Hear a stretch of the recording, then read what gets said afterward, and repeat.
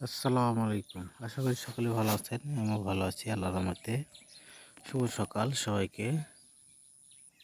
এই যে সকালবেলা আমি আমার বাসার সামনে চলে আসলাম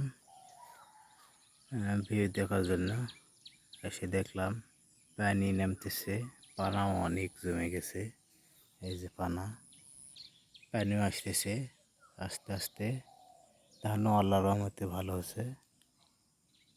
গ্রামের পরিবেশটা আসলে সকালবেলা অনেক সুন্দর এবং মনোমুগ্ধকর পরিবেশ। দেখেন, নিরিবিলি পরিবেশ, কোনো ঝামেলা নেই, পাখির আওয়াজ এবং ঠান্ডা পরিবেশ।